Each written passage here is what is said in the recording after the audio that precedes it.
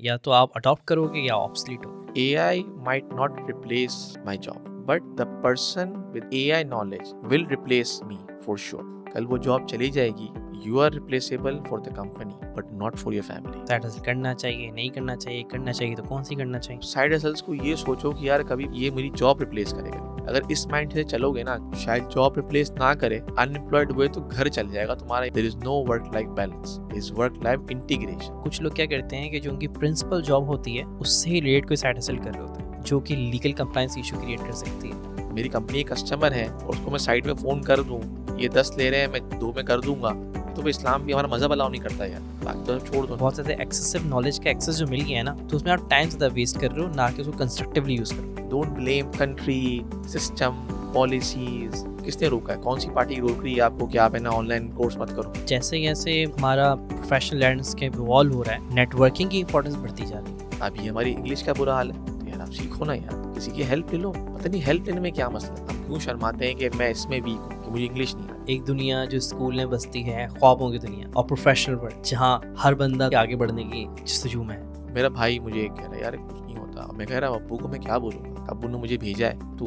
पास हो गया और मैं फेल हो रहा हूँ यहाँ पे, यार अब्बू के पैसे ज़ाया कर दिए मैंने। सेटबैक्स होते हैं, लेकिन ये होते हैं लाइफ में। That will teach you lot of other things. If you are not losing, something is wrong with you. आज की कहानी एक आम नौजवान ग्रेजुएट की है जो ख्वाब देखता है किसी बड़ी कंपनी में ज़बरदस्त नौकरी हासिल करने का, और इसी ख्वाब के हसूल के लिए वो बहुत मेहनत के साथ अपनी ज़िंदगी के कई कीमती साल लगाकर अपनी डिग्री मुकम्मल करता है। अपनी फैमिली के ख्वाबों को पूरा करने और अपने लिए एक अच्छा मुस्तकबिल बनाने के लिए अच्छा सा CV तैयार कर कर नौकरी की तलाश में निकल पड़ता है। लेकिन कई महीने ऐसे ही नौकरी की तलाश में गुजारने के बाद उसे एहसास होता है कि सिर्फ डिग्री ही काफ़ी नहीं है, बल्कि आज के ज़माने में कामयाब होने के लिए और भी बहुत कुछ चाहिए।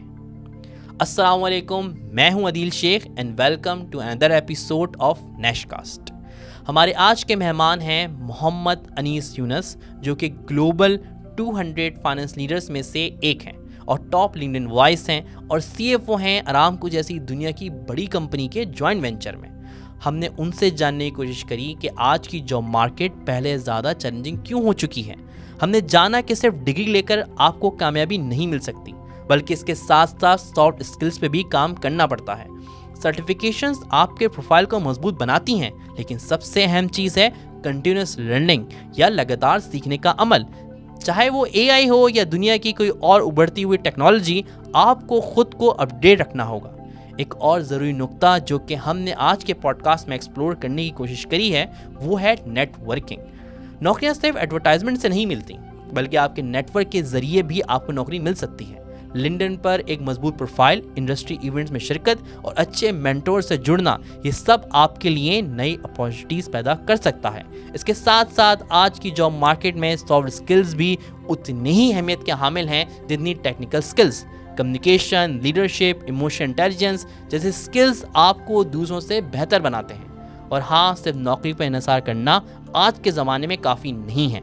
साइड हैसल्स का कॉन्सेप्ट जो कुछ साल पहले शायद इतना आम नहीं था, अब कामयाबी के लिए ज़रूरी बनता जा रहा है। चाहे वो फ्रीलांसिंग हो या ऑनलाइन बिजनेस, ये सब फाइनेंशियल इंडिपेंडेंस के लिए मददगार साबित हो सकते हैं। लेकिन साथ ही प्रोफेशनल एथिक्स का ध्यान रखना भी ज़रूरी है ताकि आपका मेन कैरियर मुतासर ना हो।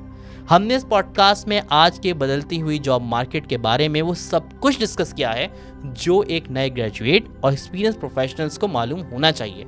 AI के बढ़ते हुए असरात, कैरियर में नेटवर्किंग की अहमियत, साइड हसल के फ़ायदे और चैलेंजेस, ये सब ऐसी चीज़ें हैं जो आपको रिवायती रास्ते से हटकर ज़्यादा स्मार्ट तरीके से कामयाबी हासिल करने में मददगार साबित हो सकती हैं। अगर आप एक फ्रेशर या एक्सपीरियंस प्रोफेशनल हैं या कोई ऐसा शख्स है जो अपने कैरियर को नई सिंथ में ले जाना चाहता है, तो ये पॉडकास्ट आपके लिए है। So let's dive into it. आगे बढ़ने से पहले अगर आपने हमारे चैनल को अभी तक सब्सक्राइब नहीं किया है, तो ऐसे इन्फॉर्मेटिव पॉडकास्ट सुनने के लिए हमारे चैनल को सब्सक्राइब करें, वीडियो को लाइक करें और अपने दोस्तों के साथ भी शेयर करें ताकि वो भी ऐसे इन्फॉर्मेटिव पॉडकास्ट से फ़ायदा उठा सकें। आपको क्या लगता है कौन से स्किल्स हैं जो फ्रेश ग्रेजुएट्स को एक्वायर करना चाहिए ताकि वो सर्वाइव कर सकें आज की मार्केट में? अच्छा, इसमें आप देखो, मेरा जैसे बैकग्राउंड है ना, जैसे फाइनेंस का बैकग्राउंड है, ठीक है ना। देखो, पहले तो स्टार्टिंग पॉइंट आपने करी, जैसे मैंने अपनी पूरा बताया, आपको कैरियर की जर्नी बताई कि देखो मैंने मैं क्या कर सकता हूँ, मैं क्या नहीं कर सकता हूँ ना, हर बंदे को अपना पता होता है। मतलब अब ये नहीं कि आप कोई बिल्कुल सुस्त बन गया, ना मैं सी ए कर सकता हूँ, ना मैं इसी से कर सकता हूँ, मैं कुछ भी नहीं कर सकता, तो फिर तो यार आप फिर तो आप फारिग ही हो ना, फिर तो छोड़ दो, फिर आप बात ही नहीं करो। लेकिन क्या होता है कि मेरे अपने रीजंस थे उसमें भी बहुत सारे, सिर्फ ये नहीं था कि मैं नहीं कर सकता, मेरे बहुत सारे रीजंस थे उसके अंदर जिसकी वजह से मैंने वो परस्यू नहीं किया था। बट पहले तो आपकी फील्ड क्या है, अगर आप चलो फाइनेंस की बात करते हैं हम, तो पहले आपके पास डेफिनेटली बैचलर्स आपके पास होना ज़रूरी है, बिकॉज अगेन यस हमारे कंट्री में, हमारे रीजन में उसकी वैल्यू नहीं है, but bachelor itself is a value. आपको किसी कंट्री का वीज़ा चाहिए, आपको बैचलर चाहिए, उसके लिए bachelor is a minimum requirement, तो आप बैचलर ज़रूर करो। बहुत से मैंने देखे हैं लड़के यहाँ पे, वो कहते हैं यार बैचलर करने की ज़रूरत क्या है, मैं ए सी से कर रहा हूँ, और ए सी सी ए के उस पर आपको ऑक्सफोर्ड ब्रूस का भी जो मिल जाता है, बैंक का distance BSc honours in applied accounting मिलता है आपको। अब उसमें प्रॉब्लम ये आ गई है कि जो सऊदी है उसमें डिस्टेंस लर्निंग को ये लोग रिकग्नाइज नहीं कर रहे आजकल, कि distance learning is not proper degree, तो उसको डिस्करेज कर रहे हैं वो लोग, और उस वजह से वीज़े नहीं मिलते आपको। ACCA middle east is working, बहुत काम कर रही है कि किसी तरह से ACCA रिकग्नाइज हो जाए फॉर अ कामा और वीज़ा। अब कॉम्प्लिकेशंस हैं, तो वाई नॉट आप बैचलर्स करो, ठीक है, साथ में आप एक मतलब ACCA हो गया, अब तो ICAW भी हो सकता है यहाँ से, हमारे ज़माने में नहीं होता था। ICAW was only in UK, आपको UK जाना है, वहाँ पे ICAW पढ़ना है, फिर उनकी रजिस्टर्ड फॉर्म में आपने आर्टिकल्स करनी है, फिर आपको ICAW जो CA का टेक्नीशियन मिलता है। अब वो भी नहीं रहा, यहाँ पे हो सकता है वो। अब ये तो हो गई मेन स्किल्स कि आपने कोई भी क्वालिफिकेशन ले ली, ACCA ले लिया, ICAW ले लिया, या आपको किसी और में है, CPA US है, बहुत सारी चीज़ें करने के लिए। ये तो एक चीज़ हो गई। लेकिन एक चीज़ हमेशा याद रखने वाली बात है कि जो आजकल का ज़माना है, जिसमें जिस तरह से टेक्नोलॉजी इतनी स्पीड से बूम कर रही है, AI जिस स्पीड से आया है, ChatGPT ने जो दुनिया चेंज की है, कि पहले एक था, अब तो हज़ारों हो गए, और सबका अपना एक यूनिक प्रोडक्ट है। तो आप ये नहीं कर सकते अब कि भाई मैं बैचलर करूँ, मैं इसी से करूँ, और फिर बस चलो बस हो गया ना, बिकॉज ये भी जो सारी क्वालिफिकेशंस जो हैं वो रेगुलर अपडेट होती हैं, लेकिन ऐसे नहीं कि 6-6 महीने अपडेट होती है, उनको अपडेट्स का एक साइकिल है, बिकॉज वो एक चीज़ चला रहे हैं, उनका प्रोसेस है पूरा इनका। तो apart from doing a main qualification, आपकी साइड में कोई हसल होनी चाहिए। AI के इतने प्रोग्राम्स हैं करने के लिए, किसी भी फील्ड में आप चले जाओ, अपनी कोई नीश बना लो। चलो नीश नहीं बनाते हो आप, चलो आप फ्रेश ग्रेजुएट हो अभी, तो चलो नहीं बनाओ नीश, चलो नीश में हम बाद में आते हैं। इतनी सारी AI की चीज़ें आ रही, टेक्नोलॉजीज़ आ रही हैं, आप कोई चीज़ करो ज़रूर साथ साथ, कोई भी कोर्स कर लो आप। कोर्सेज तो आजकल बहुत अवेलेबल हैं, आप AI में कर लो, आर्टिफिशियल इंटेलिजेंस है, मशीन लर्निंग है। चलो आपने उस साइड पे नहीं जाना, तो फॉर एग्ज़ाम्पल आजकल तो ERPs हैं इतने सारे आ रहे हैं। जैसे एग्जांपल देता हूँ मैं एक, माइक्रोसॉफ्ट डायनामिक्स, ये माइक्रोसॉफ्ट का अपना प्रोडक्ट है डायनामिक्स, जो ERP है, जो ओरेकल और SAP की टक्कर में लेके आए हैं लोग। यू विल नॉट बिलीव कि इस वक्त इसके जो डेवलपर्स हैं ना, बहुत लिमिटेड है, पाकिस्तान में तो है ही नहीं। अब रिसेंटली टाइम में कुछ आने शुरू हुए हैं। मैंने 2018 में इसको इम्प्लीमेंट किया था अपने पास, और जिससे मैं इम्प्लीमेंट करवा रहा था वो अपने पाकिस्तानी साहब थे, वो कह रहे यार, और वो करवा रहे थे इंडिया से। तो मैंने उनको ऐसे ही पूछा कि सर आप पाकिस्तान से हैं तो पाकिस्तान में देख लो। तो मुझे बोलते हैं अनीस एक बंदा ले आओ, मैं अभी हायर करूँगा उसको। तो ये एक अनटच फील्ड है डायनामिक्स का डेवलपर। उसमें मॉडल्स ऐसे होते हैं, SAP और ERP के मॉडल्स जो होते हैं, तो अब वही चीज़ है, आप उस डायरेक्शन में निकल जाओ। मैं जानता हूँ, मैं किसी के नाम कोट नहीं करूँगा, मैं ऐसे लड़कों को जानता हूँ जो अपनी मेन क्वालिफिकेशन के साथ, इवन एक बंदा तो इंजीनियरिंग बैकग्राउंड से था, उसने उसके साथ डायनामिक्स की लर्निंग भी पूरी की थी, उसने अपने कोर्सेज किए थे, और अभी इस वक्त वो डायनामिक डेवलपर बना हुआ है। वो सऊदी में बैठा हुआ है इस वक्त, और अब वो US जाने की तैयारी में है। वो इतनी डिमांड है उसकी। तो एक एग्जांपल मैंने दी आपको कि अपार्ट फ्रॉम दिस आपने और स्किल्स करनी है, बिकॉज अब वो नहीं रहा कि इसी से कर लिया तो आपने CV टेबल पर रखी और आपका काम हो गया, वो नहीं होगा। पावर BIs हैं, पावर BI में काम करो, उसमें इतनी अच्छी चीज़ें बनती। पावर BI हो गया, बजटिंग सॉफ्टवेयर हैं, प्रेजेंटेशन सॉफ्टवेयर्स हैं, एनालिटिकल सॉफ्टवेयर्स हैं, ये सब में आपकी ट्रेनिंग बहुत ज़रूरी, इज़ अ मस्ट। इसमें एक कंप्रोमाइज़ है ही नहीं किसी भी तरह भी। सही। अच्छा, ये AI, ब्लॉकचेन और आप रोबोटिक्स की बात कर लें, ये बड़ी डाइवर्स फील्ड्स हैं, ठीक है। तो आप कोई स्पेसिफाई करेंगे AI के अंदर, तो AI अगर बात की जाए तो किस एरिया में फोकस किया जाए, या अगर ब्लॉकचेन की बात हो रही है, bitcoin, blah blah and so on, तो किस पर्टिकुलर एरिया में फोकस किया है, क्योंकि ये तो बहुत बड़ी बड़ी डाइवर्स एरियाज हैं। अच्छा, इसमें क्या पता है, अब वो ये सारे वर्ड्स हम यूज़ करते हैं ना, तो हम ये बड़े वर्ड्स लगते हैं हम, यार AI है ना, एक सबसे टॉप पे, टॉप इज़ AI, ठीक है, सबसे टॉप। इसके नीचे सारी चीज़ें आती हैं, ML हो गया, रोबोटिक्स, RPA बोला आपने, MLs हैं, फिर RPAs हैं, ये सारी चीज़ें हम यूज़ कर रहे हैं। अब ये नहीं कि हम यूज़ नहीं कर रहे हैं, हम लोग सारी चीज़ यूज़ कर रहे हैं। अभी हम जैसे बात कर रहे हैं, तो आप अगर माइक आपका वायरलेस माइक है तो वो AI तो है, और क्या, वो टेक्नोलॉजी और क्या है। ये चीज़ें स्पीड से इसलिए हुई कि अब जो सबसे बड़ा चेंज आया है ना लास्ट ईयर, जो मेरे एक मेंटोर ने 2018 में प्रेडिक्ट किया था, और जो मूवीज़ में भी देखा है हमने, कि we will talk with machines. Chat GPT क्या है, आप मशीन से बात कर रहे हो कि आप उसको, मुझे ये चाहिए, वो आपको ये देगा, ठीक है ना। RPA क्या है, RPA अगर मैं बेसिक अगर मैं बात करूँ ना, रोबोटिक प्रोसेस ऑटोमेशन, अगर मैं बेसिक बात करूँ तो वो क्या है, जो हमारे ERPs जो बैंक रिकन्सिलिएशंस करते हैं वो RPA तो है, जो ऑटोमेटिक पोस्टिंग करते हैं वो RPA तो है, और क्या है इसके अंदर, तो कुछ भी नहीं, वो यही चीज़ है। अब देखें, इसमें दो साइड है। एक तो अगर आपको सॉफ्टवेयर डेवलपर बनना है, या डेटा साइंटिस्ट बनना है, या डेटा एनालिटिस्ट बनना है, तो उनकी फिर प्रोग्रामिंग्स हैं, पाइथन है, और भी बेशुमार चीज़ें। या तब उस साइड पे निकल जाओ, डेटा साइंटिस्ट पे चले जाओ। डेटा साइंटिस्ट को भी पता है कि आजकल कितनी डिमांड है, इवन एज ऑफ टुडे भी। आई थिंक कभी कुछ ऐसा फील होता है हमें कि शायद CEO के बाद सबसे बड़ी सैलरीज इनकी आनी शुरू हो जाएंगी, डेटा साइंटिस्ट की। बिकॉज वो, जैसे अगर आपको याद हो, हमारे ज़माने में हम तो 20 साल पहले जब थे, तो एक्चुअली की बड़ी वैल्यू थी कि एक्चुअली बड़ा महंगा होता है यार, एक्चुअली के भाई बड़े पैसे मांगता है यार। वो उस ज़माने में भी था, और आज भी। मैं भी कल किसी के साथ बैठा हुआ था, तो वो भी होता है एक्चुअली की आज भी उतनी वैल्यू है, बिकॉज इतने रेयर हैं वो लोग, जैसे कि it's very difficult maybe to achieve that. तो इसी तरह अगर आपको उस फील्ड में जाना है, डेटा एनालिसिस फील्ड में जाना है, तो आप उस पर निकल जाओ।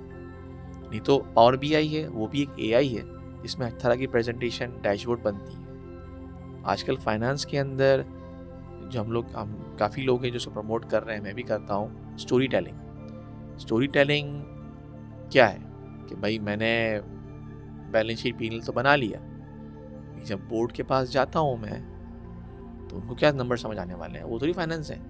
तो power BI will help you with the story telling, ये भी एक AI है। आप उसमें उसको कर लो, और वो तब तो मस्त हो गया। पावर BI जैसे सॉफ्टवेयर तो अब बेयर मिनिमम आपको आने चाहिए। आप ये नहीं कहते मैं कंपनी में आऊँगा तो मुझे कुछ सिखा देगा, उस ज़माने गए। अब उसकी वजह भी है, जब हम लोग आए थे ना, हमारे पास एवेन्यूज़ नहीं थे जहाँ से हम चीज़ें लर्न कर सकें। अब तो खाली आप गूगल करो, आपको हज़ारों आपको मिल जाएंगे कोर्सेस, बहुत से फ्री हैं, और पेड भी पेड अवेलेबल है, with all the life example, practical example मिल जाती है। तो अब लर्निंग ईजी हो गई है। उसमें कोई बंदा अगर बोले कि यार मैं बस AC से कर लिया है, अब मैं ना कंपनी ज्वाइन करता हूँ, वहाँ सब मुझे सिखाएंगे, ऐसा नहीं हुआ कभी भी। तो इज़ ऑल डिपेंड्स कि आप किस पे आप जा रहे हो। कुछ मिनिमम चीज़ें करनी है आपने, लेकिन फिर बहुत स्पेशलिस्ट होना है, आप डेटा साइंस करने निकलना है तो वो एक अलग फील्ड है। प्रोग्रामर बनना है विन फाइनेंस, तो ERPs हैं, SAP, Oracle, डायनामिक्स, और भी बहुत सारे। तो इस ऑल आपके ऊपर डिपेंड करता है कि आपका माइंड किस पे चलता है। सही। अच्छा, ये जैसे जैसे हमारा प्रोफेशनल लैंडस्केप इवॉल्व हो रहा है, नेटवर्किंग की इंपॉर्टेंस बढ़ती जा रही है कि प्रोफेशनल आपस में कितने कनेक्टेड हैं, उससे अपॉर्चुनिटीज़ क्रिएट होती हैं, और उससे न्यू वेन्यूज़ खुलते हैं एक नए प्रोफेशनल के लिए। तो उसके बारे में आपकी क्या राय है? नहीं यार, बहुत अच्छा सवाल है ये, बहुत इंपॉर्टेंट सवाल है।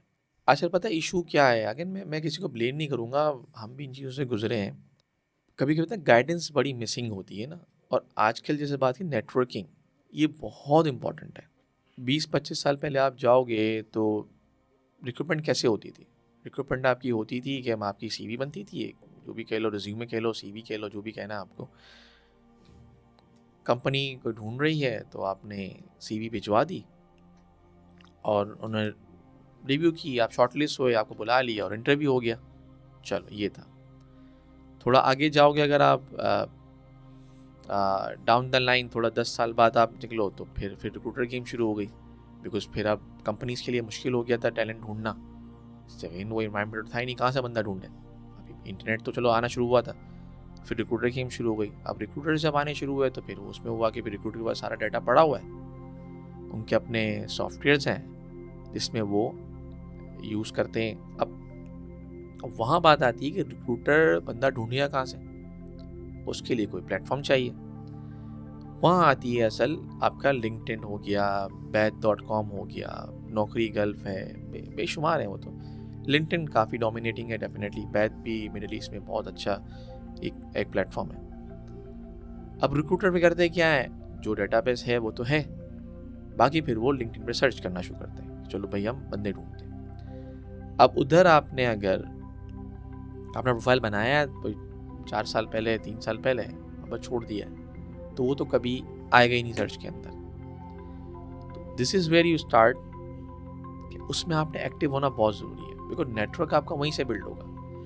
आप जैसे फिजिकली जहाँ रहते हो उसमें कितना नेटवर्क बना लोगे आप, कितने लोगों से मिल लोगे आप। लिंक्डइन वो जगह है जहाँ पे जाके आपकी profile, you can create your profile, और आप दुनिया को बता सको कि मैं क्या कर रहा हूँ, और फिर लोगों से आप कनेक्ट हो वहाँ पे। तो ये तो होगी ऑनलाइन प्रेजेंस आपकी, कि वो आपने करनी है, बहुत ज़रूरी है ये। इस पर और भी हैं चीज़ें आते हैं उसमें भी। सेकेंड इसका स्टेप है फिजिकल नेटवर्किंग। आजकल बहुत कॉमन हो गया है, कॉन्फ्रेंसेस बहुत होती हैं, आप उन कॉन्फ्रेंसेस में जाओ, ये बहुत ज़रूरी है आजकल।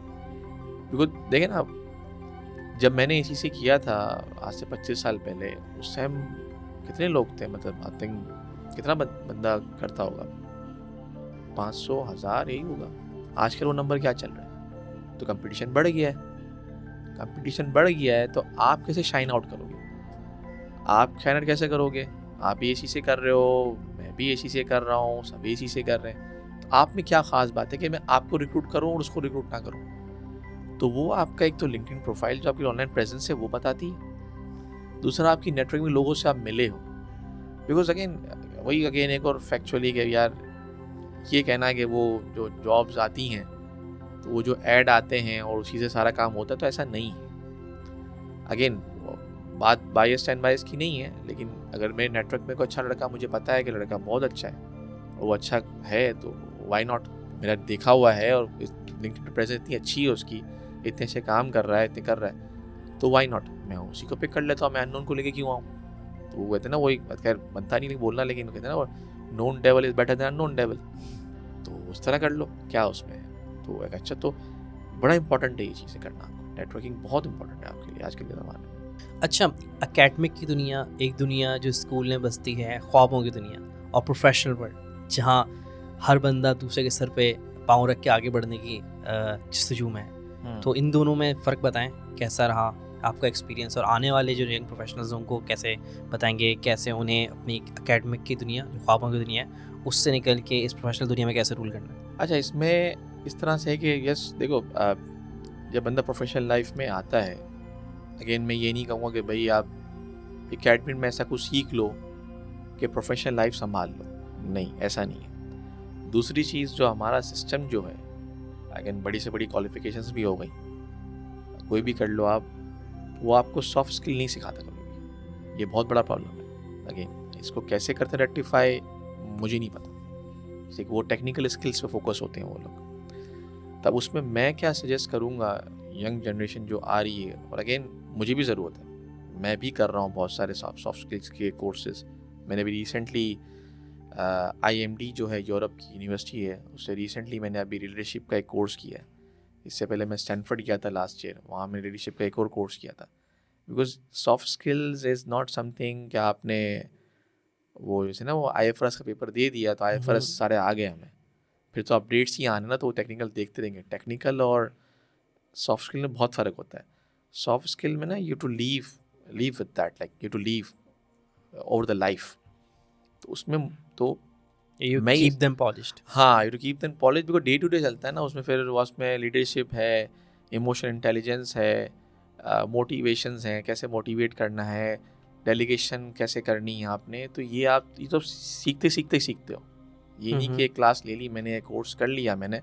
आप कहीं भी कोर्स कर लो, आप हार्वर्ड चले जाओ, स्टैनफोर्ड चले जाओ, कहीं भी चले जाओ, आप चलो साल का कोर्स भी कर लो, जब तक प्रैक्टिकली उसको प्रैक्टिस नहीं करोगे वो पॉलिश कभी भी नहीं होगा। अब हमारे ज़माने में अगेन वो चीज़ें कोई इतनी कोई इम्पोर्टेंस भी शायद नहीं थी, इतनी कोई ना किसी ने कभी गाइड भी किया उसके ऊपर, और उसमें मार भी खाई हमने। असल मैं डेफिनेटली मैं जब मैंने अपना करियर तो फॉर्म में स्टार्ट किया था, KPMG यहाँ पे कुछ टाइम, और फिर मैं EY चला गया जिद्दा में। तो शुरू में बड़ी मार खाई हमने। देखिए वो एक था कि क्लाइंट इज़ गॉड, अब हमारा तो वो था, हम था कि ऑडिटर इज़ गॉड। अब क्या करें भाई, तो अब उसमें मार भी खाई। अगेन मसला कोई नहीं, बंदा कहते हैं ना, वो बंदा ठोकर खा के ही सीखता है ना, वरना तो इसका मतलब अगर आप सीधा जा रहे हो तो मसला है भाई आपके अंदर, बहुत बड़ा मसला है। अगर आप if you not losing, something is wrong in you. आप हारना है, इसलिए कि हार के ही आप जीतते हो फिर बाद में। तो coming back to your point कि आजकल सॉफ्ट स्किल्स के भी कोर्सेज बड़े इजीली अवेलेबल हैं। बहुत अच्छे कोचेज़ अवेलेबल हैं, बहुत अच्छे मेंटोर्स अवेलेबल हैं जो आपको बहुत अच्छा गाइड कर सकते हैं। तो when you are in your professional journey, जब आप कोई क्वालिफिकेशन कर रहे हो, तो अगर सॉफ्ट स्किल्स के भी कोर्सेज आप कर सकते हो तो आप करो। अब इसमें मैं ये भी ऐड कर दूं कि ये नहीं कि उसी टाइम करना है। जैसे मैंने अभी एग्जांपल दी, मैं अभी भी कर रहा हूँ। मैंने कहा हार्वर्ड गया था मैं, वहाँ मैंने एक CFO प्रोग्राम किया, फिर मैं स्टैनफोर्ड गया, वहाँ लीडरशिप प्रोग्राम किया। अभी लास्ट मंथ मैंने लीडरशिप का एक और ऑनलाइन प्रोग्राम किया IMD के अंदर। आगे भी मेरे कुछ प्लान हैं, मैं क्यों कर रहा हूँ इसको। आई थिंक 20 साल से ऊपर प्रोफेशन में हो गया, 20 साल से ऊपर हो गया इंडस्ट्री के अंदर। देखिए आप, इन चीज़ों की बहुत ज़रूरत है आजकल। इंटरव्यू के अंदर टेक्निकल स्किल से ज़्यादा सॉफ्ट स्किल चेक हो रहे होते हैं कि आपका दिमाग कितना कंट्रोल में है, आप जल्दी हाइपर तो नहीं हो जाते, आप डेलीगेट कर सकते हो, आप वर्क लाइफ बैलेंस कैसा है आपका। अब तो वर्क लाइफ बैलेंस तो बहुत पुरानी बात हो गई है। अब मेरे अगेन वो मेंटोर जो हैं वो तो 2019-20 में 18 में बोलते थे, there is no work life balance, is work life integration. अच्छा भाई वो कैसे भाई, तो बोलते हैं कि ऑफिस में बीवी कॉल रिसीव करते हो ना, बच्चों को जवाब देते हो ना, तो घर पे मुझे जवाब दे देना, बॉस को जवाब दे देना, मसला क्या है उसमें। This is work life integration. हम कर रहे हैं लेकिन हम एक्सेप्ट नहीं करते। तो ये सब चीज़ें सॉफ्ट स्किल्स अगेन बहुत इंपॉर्टेंट है, जो हमें बहुत लैकिंग करते हैं हम उसके अंदर। दैट्स द रीज़न कि हम एज ए एशियन हम चीज़ों में बहुत पीछे रह जाते हैं, और अमेरिकन, यूरोपियन, जो भी जितने हमारे कंट्री, वो इसीलिए आगे हैं कि उनकी सॉफ्ट स्किल्स अच्छी होती हैं हमसे। And second thing, mother tongue हमारी क्या है, हम उर्दू हैं या पंजाबी हैं या जो भी है ना, इंग्लिश तो हमारी सेकंड लैंग्वेज है, उनकी वो फर्स्ट लैंग्वेज है, तो उनको लैंग्वेज एडवांटेज भी मिल रहा है। तो अगर दुनिया में कम्पीट करना है, so we have to work hard. सही। अच्छा, यंग प्रोफेशनल्स को या यंग जनरेशन को जो भी अपने प्रोफेशनल वर्ल्ड के अंदर कदम रखेगी, उनको साइड हसल के बारे में क्या रिकमेंड करेंगे? साइड हसल करना चाहिए, नहीं करना चाहिए, करना चाहिए तो कौन सी करना चाहिए? साइड हसल्स यार बहुत इंपॉर्टेंट है। ये हमने भी कभी सोचा नहीं, हमें भी कुछ, मैं भी ज़्यादा पुरानी बात नहीं है, मैं भी रिसेंटली मुझे कुछ समझ आई है इन चीज़ों की कि होना चाहिए। पता प्रॉब्लम क्या है हमारे अंदर, एक तो बस हमें इतना जॉब कर रहे हैं ना, तो बस पैसा आ रहा है, जॉब कर रहे हैं, मसला ही कोई नहीं भाई। शाम को मस्ती करो, एंजॉय करो, घूमो फिरो, खाओ पियो, ऐश करो। झटका आता है कब, जब जॉब चली जाती है, खुदा ना खास्ता, वहाँ अकल आती है कि घर चलेगा कैसे। तो वहाँ पता चलता है कि मैं इतना डिपेंडेंट था इस जॉब के ऊपर। देखो यार, फैक्ट्स मारने वाली बात है, एवरीबडी इज़ रिप्लेसेबल। अगर आप ये बोलते हो कि आप कोई बहुत 30 मार खान हो और आप जो काम कंपनी में कर रहे हो वो कर ही नहीं सकता, कल अगर मैं वॉकआउट कर जाऊंगा तो कंपनी बैठ जाएगी, तो ये आपकी सोच है। ऐसा कुछ भी नहीं है। ये हमें भी यही लगता था, हमें किसी ने गाइड नहीं किया। फिर हमें समझ आई कि यार एवरीबडी इज़ रिप्लेसेबल। जैसे मैं अपनी एग्जांपल चलो दे देता हूँ। जब मैं EY में था, मैं कितने क्लाइंट्स करता था। कभी कभी आता था दिमाग में, यार अगर मैं हट जाऊँगा तो कौन करेगा, कौन संभालेगा इतने क्लाइंट। क्या हुआ, मैं हट गया तो EY बंद हो गई। नहीं, वैसे ये तो यूनिवर्सल ट्रुथ है, जाने वाला दुनिया चला तो दुनिया चलती रहती है। एग्जैक्टली लोग ये समझते ही नहीं। जब वो बहुत से लड़के से भी मिलोगे ना आप, अब भाई मैं तो ऐसा काम कर रहा हूँ, वो सवाल ही पैदा नहीं होता कोई और काम कर सके ऐसा। भाई ये चल रही है इसके बगैर भी। आप कल अगर आपको ज़िंदगी दे, कब अगर खुदा ना खास्ता कुछ मर भी गए, कंपनी थोड़ी बंद कर देंगे भाई वो ये फलाना साहब मर गया हम कंपनी बंद कर रहे हैं। अभी तो लाइफ दुनिया विल चलती मूव रहती ऑन। है। सिर्फ और सिर्फ इम्पैक्ट होगा आपकी फैमिली को, because there you not replaceable. तो अब साइड हसल्स में देखो, अगेन उसमें भी अब मल्टीपल चीज़ें हैं। आपको पता है, अब तो यार अब तो हमारे ज़माने में तो था ही नहीं कुछ। अब तो अपवर्क आ गया है, फाइवर आ गया है। जैसे मैं एक एग्जांपल, बेहतर एग्जांपल दे तो बंदा ज़्यादा सही समझता है। एक है खातून है, मैं उनको फॉलो करता हूँ, लिंक्डइन के ऊपर है। उसने क्या किया, वो आई थिंक फाइनेंस फील्ड में है, वो बहुत जूनियर लेवल पर, इतनी कोई सीनियर नहीं, बहुत मतलब स्टार्टिंग फेज या मिड फेज पे आप कह लो है वो इस वक्त करंटली। उन्होंने क्या किया कि एज अ साइड हसल उन्होंने क्या किया, उन्होंने एक पावर BI का कोर्स किया अच्छे से। एक अच्छे ट्विटर हैं ऑनलाइन, जानता हूँ उनको मैं, उनसे कोर्स किया पूरा कंप्लीट। और जो पूरा 6 या 8 हफ्ते का जो कोर्स होता है वो करके उसके कोर्स में फिर आपको डैशबोर्ड दिए जाते हैं, प्रोजेक्ट्स दिए जाते हैं जो आपको डिलीवर करने होते हैं। तो वो सारे वो कोर्स करती जाए, प्रोजेक्ट्स बनाती जाए और उसको लिंक्डइन पे डालती जाए कि मैंने आज ये डैशबोर्ड बनाया, मैंने आज माइक्रोसॉफ्ट का डैशबोर्ड बना दिया, मैंने एप्पल का डैशबोर्ड बनाया, मैंने एनवीडिया का डैशबोर्ड बना दिया, इसमें ये दिख रहा है। उसका एनालिसिस भी कर लिया कि प्रॉफिट इस तरह से ऊपर है, इसमें प्रॉफिट डाउन है। अब क्या कर रही है वो 2 काम कर रही है। एक तो मुझे पावर BI आता है, मैं इसमें डैशबोर्ड बना सकती हूँ। दूसरा, मुझे बिजनेस नॉलेज है, वो उनकी बिजनेस को एनालाइज कर सकती है। ठीक है, उन्होंने वो ख़त्म किया। और उसके बाद भी उसने उस कोर्स ख़त्म करने के बाद भी उसने रेगुलर बेसिस पे कोई ना कोई कंपनी को उठा के डैशबोर्ड बनाया उसको और पोस्ट कर दे लिंक्डइन के ऊपर और उसका एनालिसिस दिखा दे। थोड़े टाइम उसने करते करते करते करते अब कुछ टाइम पहले उसने अपने आप को फाइवर या अपवर्क्स किसी पे डाल दिया कि मैं ऐसे डैशबोर्ड बना सकती हूँ, और उस पर थोड़ी कि इतना चार्ज लिख दिया, कितना फीस है, या फिर वी कैन ऑलवेज एग्री कि प्रॉपर चेक होगा। This is side hustle. तो ये एक एग्जांपल है, बिकॉज कल खुदा ना खास्ता कुछ भी होता है, आपकी जॉब जा सकती है, स्किल कभी जाता नहीं है। वन ऑफ द एग्जांपल है, आप कुछ भी ले लो, ये पावर BI लेना है, ERP के अंदर डायनामिक्स है वो कर लो, फाइनेंस बिजनेस पार्टनर के कोर्सेज होते हैं उसको देख लो, FP&A पे बात कर लो आप। तो ये आहिस्ता आहिस्ता ऐसे बिल्ड, और ये बहुत ज़रूरी है आजकल के ज़माने में। कंपटीशन बहुत बढ़ गया है, और वही बात है, कब तक किसी की नौकरी करते रहोगे भाई, कुछ तो कर लो अपने लिए भी।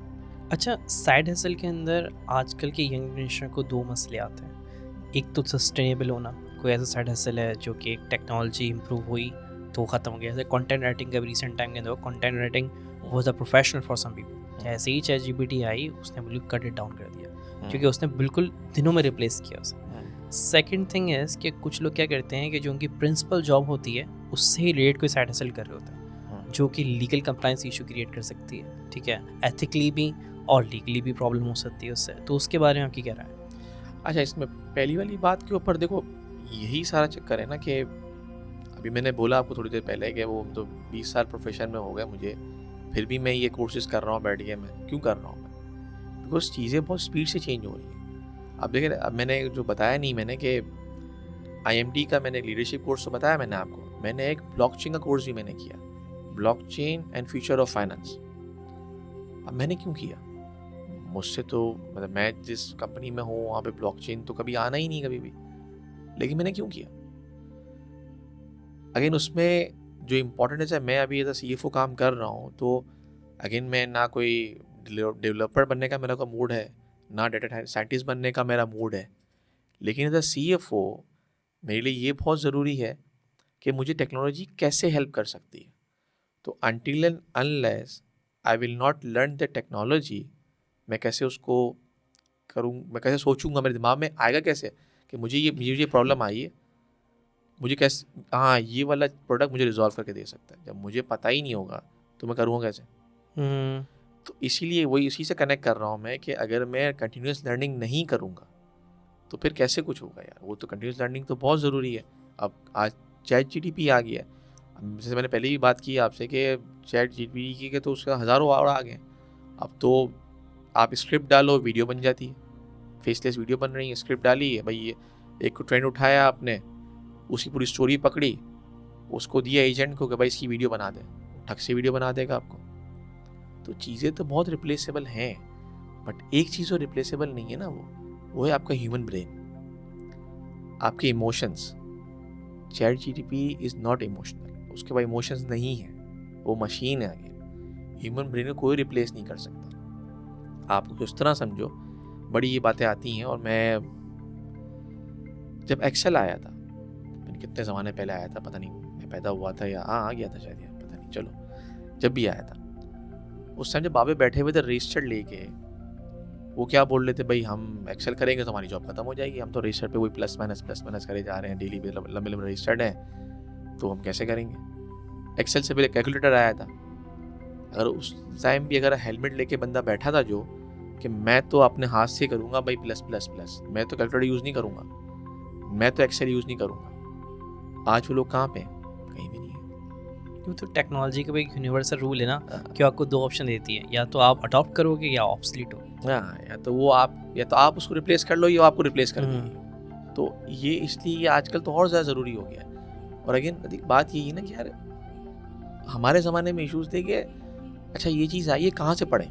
तो यार हर चीज़ ऑनलाइन पड़ी हुई है, मतलब चलो गूगल भी मत करो यार, ChatGPT को बोल दो, वो ही ढूंढ के दे देगी आपको सेकंड्स के अंदर। तो ये तो बहुत ज़रूरी है आपके लिए। तो दूसरी वाली बात आपने कही ना, वो एथिकल वाली, यार वो तो डेफिनेटली एक्सेप्टेबल नहीं है। उस पर तो मतलब क्या कर रहे हो आप यार? ये तो कम्प्लीटली अनफेयर है कि जिसके साथ आप काम कर रहे हो आप उसके साथ ही ऑनेस्ट नहीं हो। तो मेरा जैसा बंदा तो ये बोले कि यार अगर तुम उसके साथ ऑनेस्ट ही तो मेरे साथ क्या ऑनेस्टी दिखाओगे आप यार? इसे कम्प्लीटली अनएथिकल तो होना भी नहीं चाहिए। अच्छा, इसके अंदर दो चीज़ें हैं। एक तो ये कि इतना ज़्यादा इन्फॉर्मेशन का एक्सेस भी आपको कंफ्यूज कर देता है। ठीक है, लोगों का इतना ज़्यादा इन्फॉर्मेशन एक्सेस है। रील्स की बहुत आइडियल मिसाल है। लोग इलॉजिकली बस ऊपर रील बढ़े जा रहे हैं, बहुत सारी चीज़ें उनकी नहीं इररिलेवेंट है, फिर भी देखे जा रहे हैं, टाइम वेस्ट कर रहे हैं। तो एक तो ये चीज़ भी हो गई है कि आपको बहुत ज़्यादा एक्सेसिव नॉलेज का एक्सेस जो मिल गया है ना, तो उसमें आप टाइम ज़्यादा वेस्ट कर रहे हो, ना कि उसको कंस्ट्रक्टिवली यूज़ करो, पहली चीज़। दूसरी चीज़ जो है वो ये है कि आईटी के अंदर ये देखने को ज़्यादा मिलता है कि जैसे डेवलपर्स हैं, वो कोड कर रहे हैं किसी पर्टिकुलर कंपनी के लिए, अपने एम्प्लॉय के लिए, उस कोड को उन्होंने क्या किया, उसमें कुछ चेंजेस करे और उसको अपने फ्रीलांसिंग के लिए भी इस्तेमाल कर लिया। तो इस किस्म के एथिकल इश्यूज ज़्यादा देखने मिल रहे हैं ऐसी जॉब्स में जो कि फ्रीलांसर के तौर पर लोग जहाँ एक्ट कर रहे हैं, वहाँ इस किस्म के अनएथिकल प्रैक्टिसेस में इन्वॉल्व हैं। अच्छा, इसमें जो आपने पहली बात जो कही ना, आपने उसकी वाली बात की ना कि चलो दूसरी पे पहले आ जाते हैं, फिर बाद में उस पर आएंगे।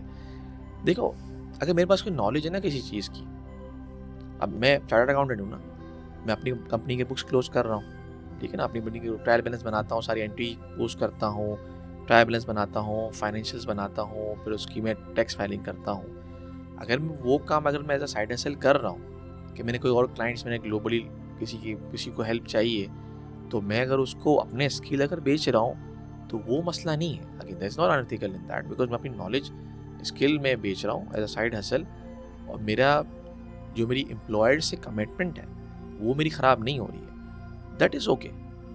हाँ, मैं अगर ये करूँ कि मेरी कंपनी एक कस्टमर है और उसको मैं साइड में फ़ोन कर दूँ कि यार ये 10 ले रहे हैं, मैं 2 में कर दूँगा, तो ये तो भाई इस्लाम भी, हमारा मज़हब अलाउ नहीं करता यार। बाकी तो सब छोड़ दो ना यार। अब मज़हब के आप उसमें तो एथिकल की बात ही ख़त्म हो गई। यार आप अगर मज़हब से आपने चीट करना है तो फिर उसको मैं क्या एथिकल सिखाऊँ, एथिकल प्रैक्टिस सिखाऊंगा मैं, फिर तो बात ही ख़त्म हो जाती है वहाँ पे। अदरवाइज़ मुझे अपनी स्किल बेचने में क्या इशू है, मैं बिल्कुल बेचूंगा भाई। अब वैसे मैं एग्जांपल देता हूँ, आप देखा होगा मेरा प्रोफाइल, अपार्ट फ्रॉम कि मैं जॉब करता हूँ, मैं स्पीकर भी हूँ। मैं बहुत से पैनल्स पे जाता हूँ, मैं मॉडरेट भी करता हूँ। मैं अभी रिसेंटली मैंने कीनोट स्पीकर, मैंने भी एक इवेंट पे मैं कीनोट स्पीकर था, तो वहाँ पे मैं अपनी नॉलेज शेयर कर रहा हूँ, उसमें क्या इशू है? कोई इशू नहीं है उसके अंदर। कल मुझसे को आगे कोई कंसल्टेंसी को करेगा अगर, जो मेरी मैं अपने कंपनी कस्टमर थोड़ी पकड़ रहा हूँ मैं, या सप्लायर थोड़ी उसका काट रहा हूँ मैं, that is okay, that is very much fine, इसमें कोई इशू नहीं है मेरे ख्याल से तो। अच्छा, मैं जो चीज़ हाईलाइट करना चाह रहा था वो ये थी कि आपकी कोई ऐसी कॉन्फिडेंशियल इन्फॉर्मेशन है जो कि आपको एज अ एम्प्लॉय की कैपेसिटी में एम्प्लॉयर से मिली है, ठीक है, और आपने उस इन्फॉर्मेशन को या उस काम को जो आपने स्पेसिफिकली एम्प्लॉयर की नहीं किया, उस काम को आपने रेप्लिकेट कर दिया किसी दूसरे बंदे के लिए। देखो उसमें मसला तो है, अगेन वो ग्रे एरिया भी है, अनएथिकल भी हो सकता है। अगेन एज लॉन्ग एज अगर वो कोड आपने खुद बनाया है, अपने हाथों से अपनी मेहनत से बनाया है, तो फिर उसमें कोई इतना मसला पर नहीं होना नॉन चाहिए। डिस्क्लोजर एग्रीमेंट से हाँ रिक्वायर वो होता है। हाँ देख एनडीए है तो एनडीए है, you have to follow the NDA. Otherwise फिर क्या होता है कि आपको कंपनी से परमिशन लेनी चाहिए। जैसे अगेन मैं अपनी एग्जांपल देता हूँ, कुछ साल पहले जैसे मुझे एक कंपनी ने अप्रोच किया था फॉर डायरेक्टरशिप, क्या हमारे बोर्ड में आके बैठो। अब मैं ऑलरेडी CFO हूँ इस कंपनी का और मैं बोर्ड सेक्रेटरी भी हूँ, मैं दोनों हूँ। तो मेरी रिपोर्टिंग CEO को भी है, चेयरमैन से भी मैं मुझसे कोऑर्डिनेट करते हैं हर चीज़ को, बोर्ड को रिपोर्टिंग है और कमेटी को रिपोर्टिंग है, तो बड़ा रोल है मेरा। तो जब मुझे वो आई थी, तो again law of the land ही यही है हमारे, तो वैसे ही लॉ ऑफ द लैंड वहाँ का है कि मैं अगर एज एन एक्सपर्ट में कोई और करता हूँ तो मुझे कंपनी से वो क्या कहते हैं उसको, नो ऑब्जेक्शन लेटर लेना पड़ता है। तो मैंने वो लिया था कि देखो मैं उनकी बोर्ड में जाके बैठ रहा हूँ, अगेन ना यहाँ का वहाँ जाएगा ना वहाँ का यहाँ आएगा। वो तो एनडीए सबके होते हैं, उसमें कोई डिनाई नहीं है। फॉर द ऑडियंस पर्पसेस आप एनडीए क्लैरिटी देंगे what is NDA non disclosure agreement, क्या आप वो साइन करते हो कि आप उस एग्रीमेंट के अंडर आपको जो भी डाटा शेयर किया गया है आप किसी से शेयर नहीं करो। आपका एम्प्लॉयमेंट एग्रीमेंट में एनडीए क्लॉजेस होते हैं कि आपने, जैसे बड़ी कॉमन एग्जांपल तो ही नहीं यार, फर्म से लोग निकलते हैं और आप फॉर एग्जाम्पल अपनी फर्म खोल लेते हैं या दूसरी फर्म ज्वाइन करते हैं और फिर क्लाइंट को अटैक करते हैं। अब कुछ जगह पे अब कहते हैं यार वो ठीक है भाई, मेरा क्लाइंट था, मैंने अप्रोच किया और मेरे साथ कंफर्टेबल था और मैंने प्राइसिंग में कोई ऐसी नहीं की कि भाई आपका 10 था मैंने 2 लगाया, तो मैंने एक अच्छे नाइस तरीके से सब कुछ किया। लेकिन कुछ पोजीशंस ऐसी होती हैं, जैसे अब फर्म के पार्टनर्स की बात करो आप, कूलिंग ऑफ पीरियड होता है उनका कि 1 साल 2 साल कूलिंग ऑफ पीरियड, आप किसी भी फर्म को, कम्पिटिटिव फर्म को ज्वाइन नहीं कर सकते। इसके बाद after that you are open. तो वो चीज़ें तो है ना, अलग अलग उसके हैं कि क्या आप पे कहाँ पे एनडीए हो रहा है, कहाँ पे नहीं हो रहा, क्या उसका कूलिंग ऑफ पीरियड है, ये सब चीज़ें हो रही होती हैं उसके, तो वो ज़रूरी है। अच्छा, एक्सेसिव इन्फॉर्मेशन की बात कर रहे हैं कि एक्सेसिव इन्फॉर्मेशन होने से भी लोग कंफ्यूज हो गए हैं। हाँ बहुत सारी इन्फॉर्मेशन उनको मिल रही है बट उसको कंस्ट्रक्टिवली यूज़ नहीं कर पा रहे, यूजलेस इन्फॉर्मेशन ज़्यादा कंज्यूम कर रहे हैं। अच्छा, अब उसमें मैं सवाल क्या करूँ आपसे, आप पाकिस्तान के अंदर हाईएस्ट यूट्यूब फॉलोअर किसके हैं? मेरे ख्याल छोड़ से दे, नाम देने की ज़रूरत नहीं है। फैमिली व्लॉगर्स टाइप लोग। तो बस अब अगर जिस कौम की अगर मेंटालिटी ये होगी तो उन्होंने क्या तरक्की करनी है। अगर आपने नहीं कोई फॉलो करना है तो फिर क्या क्या बंदा बोलता है। वरना तो अगेन वही बात है ना कि इंफॉर्मेशन, जैसे आपने बात बोली कि इंफॉर्मेशन तो बहुत पड़ी हुई है, हम क्या कंज्यूम कर रहे हैं। अब अगेन उसमें भी heads of to these website, Instagram, TikTok के भी उन्होंने इतना अच्छा एल्गोरिथम बनाया हुआ है कि वो बंदा छोड़ता ही नहीं है और उनकी इनकम बन रही है, वही बिजनेस कर रहा है भाई। तो कितना अच्छा दिमाग के पीछे बैठा कि उसने ऐसा एल्गोरिथम बनाया हुआ है कि वो कंटिन्यूसली वो आपको रील पे रील दिए जा रहा है और आप हट ही नहीं रहे उससे। तो ये तो फिर आप, अगर आपने खुद अपने लिए कुछ नहीं करना तो फिर मैं और आप क्या कर सकते हैं उसके। जहाँ पे इंफॉर्मेशन सही है, जैसे मेरी बात मैं करता हूँ ना, अपने पे मैं आता हूँ, अगर मैं दूसरों की बात क्यों करूँ, मेरी अपनी जॉब है, ठीक है, इसके अलावा मैं कोर्सेज भी कर रहा हूँ रेगुलर बेसिस पे, मैं स्पीकर के लिए भी भागता हूँ यहाँ से यहाँ, जब मुझे मतलब कभी अब मैं खबर में बेस हूँ, मैं अभी दुबई जा रहा हूँ, कभी मैं रियाद जा रहा हूँ, फिर मैं दुबई जा रहा हूँ, फिर मैं रियाद जा रहा हूँ, बिकॉज सारे इवेंट्स वहीं होते हैं। अब मैं यहाँ पे भी आया हूँ, मैं कराची जैसे मैं आया हूँ, मैं छुट्टियों पे हूँ, लेकिन अभी मैं आपके साथ बैठा हूँ बिकॉज ये भी इम्पोर्टेंट है कि माशाल्लाह 20 साल मुझे हो गए अब चीज़ों के अंदर, तो मुझे भी कुछ लोगों को सपोर्ट करना है, I have to give back to community. तो मैं भी अपना फैमिली टाइम निकाल के कर रहा हूँ ना चीज़ें, करने को तो मैं भी कोई रील लेके बैठ जाऊँ, चलाता रहूँ या टिकटॉक को फॉलो करता रहूँ। तो ये तो क्या ना आपके ऊपर है ना कि आपको कहाँ जाना है। अगर आपको यही करना है अगर, तो फिर तो कोई रोक नहीं सकता आपको। बाकी मेरा एक फ़लसफ़ा है, एक मैं बड़ा क्योंकि जैसे मैं अभी बताया मैं कोर्सेज़ मैं आगे मैं ये बताऊँ, लास्ट जो 4 महीने गुजरे हैं मेरे, मैं एक वक्त में 2 यूनिवर्सिटी से पढ़ रहा था। मैं लंदन बिजनेस स्कूल और IMT दोनों कोर्सेज साथ करता था मैं। एक हफ्ते में दोनों की डेडलाइन चल रही है। अब वो मेरा CEO भी, मेरा अपने स्टाफ भी वही बोल रहे हैं। अब मेरे CEO से ही बात चली थी, वो बोले यार मुझे भी कुछ करना है हम लोगों को, लेकिन टाइम नहीं बन रहा। मैं उनको सबको यही बात बोलता हूँ, यार रजिस्टर कर लो एक बार, पैसे दे दोगे ना, रजिस्टर कर लोगे, फिर जख मारे करोगे आप। मैंने यही किया, मैंने घुसा दिया अपने आप को, घुस जाओ। तो आपको ही करना पड़ेगा ये। अगर आपने ये देखनी चीज़ें लोगों को देखना अगर, तो फिर आपका फ्यूचर फिर ऐसा ही होगा। फिर don't blame country, system, policies. यार आपको यार किसने रोका है? कौन सी पार्टी रोक रही है आपको कि आप है ना ऑनलाइन कोर्स मत करो? क्या रेंजर्स मना कर रही है आपको? पुलिस वाले मना कर रहे हैं? पॉलिटिशियन मना कर रहे हैं? नहीं, आप यूज़ करो इंटरनेट यार। आप अपनी साइड हसल्स बनाओ, दुनिया कर रही है यहाँ पे सब कुछ। ये तो अब आपके ऊपर है कि आप क्या कौन सी मुझे कंज्यूम करनी है आपने। अवेलेबल तो बहुत कुछ है। अच्छा, साइड हसल्स कौन सी ऐसी हैं जिनका मुस्तकबिल दिखते हैं आने वाले सालों?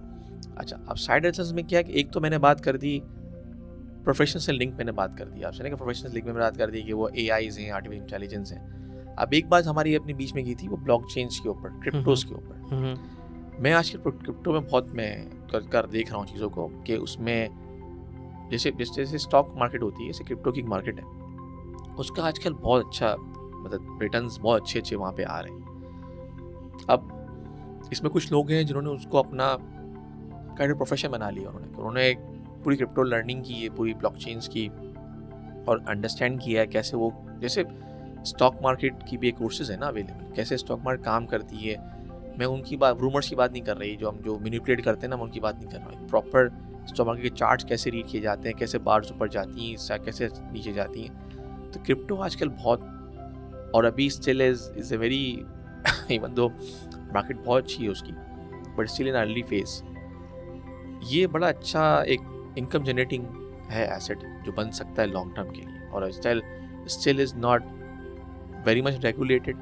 तो इसमें अभी क्या ना जंप्स के चांसेस बहुत अच्छे हैं। जैसे यहाँ मैं अभी कुछ साल ही हुआ है, मैं इसमें काफ़ी इन हुआ हूँ, और मैं कुछ एक बड़ा अच्छा इन्फ्लुएंसर उसको फॉलो करता हूँ मैं, तो उसको मैं देखता हूँ कि मतलब मैंने देखा है लोगों ने 10x किए हैं। You to be patient, but ऐसे कॉइन्स आते हैं। बिटकॉइन इथेरियम तो एक वन ऑफ द कॉइन है, एक ऐसे नए इसलिए सब कुछ आजकल उसी पे अब क्या कर रहे हैं कि वो इंस्टेड ऑफ गोइंग कि भाई हमने कोई कंपनी रजिस्टर करके स्टॉक निकालने हैं, ये कॉइन्स निकाल लेते हैं, वहाँ से फंडिंग कर लेते हैं। तो बहुत ईजी है, और इतनी कोई रेगुलेशंस भी नहीं है। बहुत वेबसाइट की अपनी खुद की लिमिटेड रेगुलेशंस होती हैं, गवर्नमेंट कंट्रोल भी नहीं है। तो वो स्टार्ट में लॉन्च करते हैं फ्यू पेनीज के ऊपर, जब इतनी फंडिंग आ जाती है, जब लॉन्च होता है तो 1000%, 2000% ठग जाता है। ये बहुत अच्छा एक अनटच एरिया है। और मैं यहाँ पे काफ़ी, अभी जिस इन्फ्लुएंसर की बात कर रहा हूँ मैं, उसने अपना पूरा सेटअप बनाया हुआ है। आप बिलीव नहीं करोगे, उसके सारे, वो खुद बैठा है US के अंदर है, उसके सारे लड़के पाकिस्तान में बैठे हैं जो उसको पूरा सेटअप चलाते हैं उसका। और सारे वो करते क्या है कि वो फिर वो हेल्प करते हैं, आपको एजुकेट करते हैं, कोर्सेज हैं, एजुकेट करेंगे, आपको सिग्नल्स देते हैं कि इस तरह से आपने बाय करना है, सेल करना है। सारे लड़के पाकिस्तानी है हमारे, और उनका अपना फुल टाइम है ये, और वो अनबिलीवेबल मनी बना रहे हैं इसमें। अगेन ये एक नई आई है चीज़ जो काफ़ी अनटैप है इस वक्त। अगेन यहाँ के none of the countries is very much supportive of this right now. वो है इशू अपनी जगह पे, रेगुलेट नहीं है इसलिए, बट अगेन कोई ये भी नहीं है कि सख्ती से मना है, ऐसा भी नहीं। सही। अच्छा, साइड हसल का जैसे हमने एक्सेसिव इन्फॉर्मेशन का तस्करा करा, साइड हसल का तस्करा कर दिया, तो साइड हसल के अंदर जैसे कि आपने सिर्फ क्रिप्टो का तस्करा करा कि क्रिप्टो ट्रेडिंग है, इसके अलावा कोई साइड हसल जो आपके जहन में हो जाओ? इसके अलावा जैसे मैंने पहले बात की ना कि आपकी कोई भी स्किल है, यू हैव अपवर्क, फाइवर, सब अवेलेबल है। लेकिन इसका फ्यूचर देखते हो? फ्यूचर देखें, फ्यूचर अगेन वही बात है, अगेन फ्यूचर तो यही है कि जो जैसे अगर पाकिस्तान में बैठे बात करें ना, तो अब इस कंट्री में तो क्या होना है वो तो अल्लाह ही बेहतर जानता है कि क्या होगा। एक्सपोर्ट ऑफ सर्विसेज की बहुत डिमांड है। Again is come back to IT। तो उसमें फिर आप अगर अदर है, आप अमेज़ॉन हो गए फॉर एग्जांपल, अमेज़ॉन होलसेलर हो गए, या फिर ये जो यहाँ पे कौन से है आपका दराज, अमेज़ॉन है, ईबे है, दराज है, बहुत सारी सी हैं, उसमें बहुत डिमांड है। बिकॉज अब एक बिजनेसमैन बैठा है यूएस के अंदर, और वो अगर बोल रहा है कि भाई मतलब मुझे चलाना है काम, लेकिन वहाँ पे लेबर बहुत महंगा है, हमारे कंट्रीज़ में लेबर बहुत सस्ता है। तो अगर लड़के इसमें काम करते हैं, अमेज़ॉन में भी आई थिंक कहीं कोई 50-60 कोई अलग अलग कैटेगरीज़ हैं इसमें काम करने का है, उसमें बड़े बड़े इन्फ्लुएंसर बैठे हुए हैं यहाँ पे, सनी अली हैं और भी बहुत सारे लोग हैं जो काफ़ी अच्छी एजुकेशन दे रहे हैं, इंक्यूबेटर्स हैं उनके, आप इंक्यूबेटर से अटैच हो, चीज़ें लर्न करो उनसे, वो भी एक्सपोर्ट सर्विसेज है। बिकॉज इस कंट्री में बैठ गए तो एक्सपोर्ट ऑफ सर्विसेज ही हो सकता है, एक्सपोर्ट ऑफ प्रोडक्ट में हम थोड़े मार खाए हुए हैं, बिकॉज वो सैम्पल कुछ और जाता है, असल प्रोडक्ट फिर कुछ और जाती है, तो उसमें हम बहुत बदनाम है। फिर रिसेंटली जो अभी जो आया है एक्सपोर्ट पे भी कोई टैक्स लगा दिया है, तो एक अलग डिस्करेजमेंट चल रही है। तो एक्सपोर्ट ऑफ आईटी सर्विसेज ही इस वक्त ऐसी चीज़ बची है जो आप I think as a side hustle कर सकते हो। लेकिन एक है चीज़ जो मैंने पहले बोली नहीं, अगेन वो कहना बहुत आसान है, हर कोई कर पाता है, पता नहीं मुझे। आप साइड हसल्स को ये सोचो कि यार कभी मुझे ये मेरी जॉब रिप्लेस करेगा नहीं मुझे। अगर इस माइंड से चलोगे ना, अगर आप शायद जॉब रिप्लेस ना करे, लेकिन अनएम्प्लॉयड हुए तो घर चल जाएगा तुम्हारा, या तुम बिल्कुल कोई हालत तुम्हारी ख़राब नहीं होगी, इतना तो रखो ना, होना चाहिए मेरे ख्याल से। I know is not easy, मैंने भी बहुत से लोगों को सुना है, मैं खुद भी अभी तक एज ऑफ ना वो नहीं कर पाया, लेकिन कुछ ना कुछ होना चाहिए आपके पास। क्योंकि इंडिपेंडेंट क्योंकि जब आप एज अ फ्रीलांसर एक्ट करते हो तो you are the boss of your own job, right? Yes, basically you are running a small business by yourself, and running a business is not everyone's game, right? It's a very tough thing. अच्छा, मुझे एक और बात बताइएगा कि कौन सी ऐसी mistakes हैं जो आपको लगता है कि यंग प्रोफेशनल्स जो अभी आ रहे हैं फील्ड के अंदर वो कर रहे हैं? अच्छा, जो अच्छा सवाल किया आपने यार, इसमें बहुत इंपॉर्टेंट है। अगेन मैंने जो पहले भी मैंने इसमें बोला था ना कि बस क्वालिफिकेशन कर ली, मार्केट में आ गए, अब जॉब ढूंढ रहे हैं, भाई मैंने एसी से कर लिया, जॉब चाहिए जॉब चाहिए जॉब चाहिए। साइड स्किल्स आपके पास क्या है? चलो सब छोड़ दो, चलो पावर BI और ये चलो बहुत है, एक्सेल अच्छा चलाने आता है आपको? लड़के एक्सेल में मार खाते हैं, मतलब बेसिक एक्सेल नहीं चला सकते लड़के यार। How you expect a job? मतलब जितने भी सॉफ्टवेयर्स आ गए, अगेन फाइनेंस फील्ड के अंदर एक्सेल, फाइनेंस क्या हर किसी में आप भाई कहीं भी तो एक्सेल यूज़ कर ही रहे हो ना, किसी चीज़ के ऊपर हर बंदा एक्सेल यूज़ कर रहा है, हर टीम यूज़ कर रही है एक्सेल यार। आपका तो ये हाल है कि बेसिक एक्सेल आप यूज़ नहीं कर पा रहे यार, तो ये तो बहुत ज़रूरी है आपके लिए कि आप ये तो चीज़ें आप, तो ये एक मिस्टेक्स हो रही हैं। दूसरी अगेन वो जो पहले आपने बात कही थी कि वो नेटवर्किंग के ऊपर, नेटवर्किंग हम करते ही नहीं है। अब मैं आपको चलो उसमें आप था लिंक्डइन के, मैंने जो बात पहले छोड़ी थी मैं उस पर भी आता हूँ। अब लिंक्डइन पे अब मैं बैठा हुआ हूँ ऐसा लिंक्डइन पे, मेरे 16,000 से ऊपर फॉलोवर्स हैं, ठीक है ना। होता क्या है, लड़कियाँ मुझे ऐड करते हैं, ऐड कर लिया मैंने, एक्सेप्ट कर लिया, और फिर एक बड़ा सा ना मैसेज आ जाता है, मैंने ये किया, मैंने ये किया, मैंने क्वालिफाइड हूँ, मैंने ये किया, मैंने ये किया, मैंने ये किया, ये मेरी CV है, कोई चीज़ कोई अपॉर्चुनिटी तो बताना। क्या आपको लगता है कि मैं जवाब दूंगा कभी? ऑब्वियसली नहीं देंगे। एग्जैक्टली, वैसे तो 100 लोग आते हैं, कोल्ड कॉलिंग की तरह हो जाएगा ये तो। एग्जैक्टली ना। आपको कैसे पता मेरे पास जॉब पड़ी हुई थी यार? मैं क्या, मैं रिक्रूटर थोड़ी हूँ मैं कि आप मुझे ये चीज़ें भेज रहे हो। इवन रिक्रूटर्स भी ये चीज़ें एक्सेप्ट नहीं करते। ये बहुत कॉमन हो गया लड़कों, बस वो भेज देते हैं, भेजे जा रहे हैं, बल्क में भेजे जा रहे हैं, डियर सर तक आ जाए। यार आप नेटवर्किंग तो बिल्ड करो यार अपनी पहले, आप मुझे जानते नहीं हो। अब उसमें बड़ी अच्छी अपनी 2 एग्जांपल देता हूँ आपको, 2 एक्सट्रीम्स की। एक एग्जांपल मैं पहले एक एग्जांपल देता हूँ। एक लड़के ने मुझे वो जो लिंक्डइन पे मैसेज भेजा, वो मुझे लिख के आ रहा है, मुझे इंग्लिश में लिख रहा है, मुझे को it was nice connecting with you. I have seen your profile. It's very impressive profile I can see, and I believe that if we collaborate, we can is good for both of us. मतलब वो मुझे ये impression दे रहा है कि शायद मुझे कुछ की ज़रूरत है यार, उसको जॉब चाहिए थी। तो ये अभी हमारी इंग्लिश का बुरा हाल है, तो यार आप सीखो ना यार, किसी की हेल्प ले लो। पता नहीं हेल्प लेने में क्या मसला है, हम क्यों शर्माते हैं कि मैं इसमें वीक हूँ कि मुझे इंग्लिश नहीं आती। ये एक एक्सट्रीम पे आ गया ना। तो मैंने आज वो उसकी फ़ोटो खींचे रखी हुई अपने पास, उसकी मैसेज की, कह रही क्या लिख रहा है लड़का। अच्छा, ये एक साइड हो गई। दूसरी साइड तो मिडिल बताई मैंने आपको, जो बल्क ईमेल आती रहती हैं, बल्क मैसेज आते रहते हैं, उनको इग्नोर करता हूँ। थर्ड साइड क्या थी, एक अच्छा केस मेरे पास ही है। एक लड़के ने मुझे अप्रोच किया कि सर मैंने ये मेरी ये क्वालिफिकेशन है, ठीक है, मेरा इतना एक्सपीरियंस है एज ऑफ नाउ, मैं कैरियर में फंस गया हूँ, आपको गाइडेंस दे सकते हो मुझे बस 15 मिनट की कॉल भी मिल जाएगी तो बहुत है मेरे लिए। आप जहाँ बोलोगे, जिस वक्त बोलोगे, मैं कॉल करूँगा आपको। लड़का दुबई में बेस है, मैं सऊदी में हूँ। मुझे अच्छा लगा क्या है मुझसे कुछ, अगर मैं कोई नहीं कि मुझसे आके आप मेंटरशिप या कोचिंग करना शुरू कर दो, बट एक तरीके से वो जॉब मांगने नहीं, उसको जॉब मांगने मुझसे नहीं आया था, वो गाइडेंस लेने आया था। मैंने उसको ठीक है, मैंने उसको फिर मैसेज किया, टाइम हमने एग्री किया, हमने 15 मिनट की कॉल की, उसको मैंने सारा कुछ बताया। मैंने आज भी हम अच्छे, मैं फिर बाद में मोबाइल नंबर भी मैंने इससे शेयर कर लिया। फिर अभी रिसेंटली एक इवेंट हुआ था दुबई के अंदर, वहाँ मैं स्पीकर था, तो मैंने कहा चलो यार लड़का ढूंढ रहा है जॉब, तो उसको मैंने एक इनवाइट भी अरेंज करके दे दिया। चलो तुम लोग, जैसे वहाँ सारे CFO इवेंट होता है, बड़े बड़े लोग मिलते हैं, तो उसको मैंने इनवाइट भी दे दिया उसका।